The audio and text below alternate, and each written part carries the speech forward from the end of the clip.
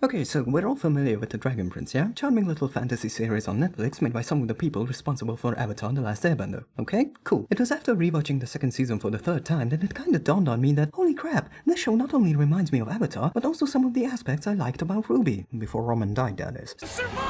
So I'd like to take this opportunity to talk about how The Dragon Prince filled that side but also a gun-shaped hole in my heart. Warning, minor spoilers ahead. 1. Villains. If you recall, my main criticisms of RWBY's current roster of villains were A. They're too passive, B. We don't really know much about them. How The Dragon Prince avoids this problem is by going for quality instead of quantity. The show's main, and I would say currently only, antagonist is Lord Viren, High Mage of the Kingdom of Katalis. The show immediately gets a head start with him since he is heavily connected to our main characters, being the best friend and advisor to their father, King Harrow. Not only that, but he himself is the father of two side characters, Soren and Claudia. In the course of a few episodes, we see him being a stubborn advisor, a proud magic user, a caring if intense father, and ultimately a die-hard pragmatist. You're a monster.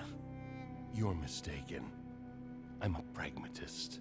By showing multiple sides of him, one can more easily understand his slow descent into villainy, and might even sympathize with his predicament. And since plenty of scenes are dedicated to showing his good intentions and increasingly questionable methods, this change never comes off as forced or mishandled. On top of all this is the fact that he's probably the most intense and serious character in the show, which makes him the perfect straight man to the other more light-hearted individuals. After all, unstoppable is just another kind of stoppable.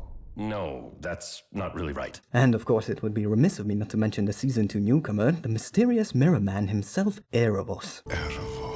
From what we glimpsed of his abilities and personality, he's already an interesting individual, being able to control all the elements as well as dark magic, being locked away in a mirror, and his name literally being wiped from the history books via some enchantment or curse. He really reminds me of Salem, but whereas we had to wait several seasons to learn anything worthwhile about Dark Mage Cortana, the Dragon Prince constantly drip-feeds tidbits of this intriguing character, right down to possibly the opening itself. Number 2, a sense of place. With RWBY's main characters being on a journey for a while now, the show never really let us familiarize ourselves with the places they visit, which in turn makes the world of Remnant feel kinda small. While I wouldn't say that the Dragon Prince dwells too much on its setting just yet, the characters are on a journey here as well, the fact is that there is a genuine sense of excitement whenever it does introduce new regions of its world. It was truly wondrous to see the Moon Nexus Lake where the magic of Moon Shadow Elves is strongest, just to get a glimpse of the lava-filled part of the border between the human and elf empires called the Breach right after. And when Lord Viren told the tale of how they saved two kingdoms from starvation by traveling to Zadia, it immediately felt strange, foreign, and dangerous, with lava monsters and majestic dragons inhabiting the land. And since Season 2 ends with Callum and Rayla finally reaching Zadia, and a none too pleased dragon, it instantly makes you excited to see what other wonders this strange new place holds. And that's not even mentioning the lovable side characters they meet along the way, such as the zany ex-pirate Captain Willis, Greetings!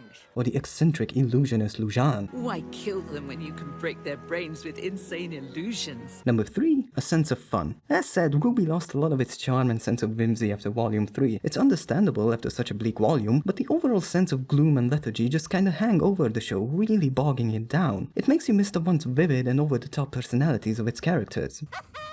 By contrast, the Dragon Prince is a real riot. Seriously, I can't think of a character who doesn't have at least one laugh out loud, that's LOL for you youngins, moment. Whether it's Caleb's snark, Rayla's amazing human impression, Hello again, fellow humans. or Gren just being Gren, everyone's personality has a chance to shine. As mentioned before, even Lord Viren gets a few funny scenes, either through his serious deadpan manner or being uncharacteristically excited about something. But this great display of humor does not get in the way of character depth or development. Most of them have struggles, difficulties, and weaknesses that they're trying to hide, justify, or overcome. Some of them have truly heartbreaking backstories that do shift the show's tone when brought up, but it is done in a genuine and organic way that does not feel oppressive or melodramatic. Some characters are struggling under the weight of their responsibilities or expectations, some are deeply affected by the choices of their parents, and some are coming to terms with the fact that times are changing and one must change with them. The show manages to strike a wonderful balance between comedy and drama without one overshadowing the other. As I said at the beginning, if you missed the feel of the earlier volumes of RWBY, or indeed Avatar: The Last Airbender itself, I highly recommend you give The Dragon Prince a shot. Just try to ignore the frame rate in the first season. Seriously, I just don't get this style of animation.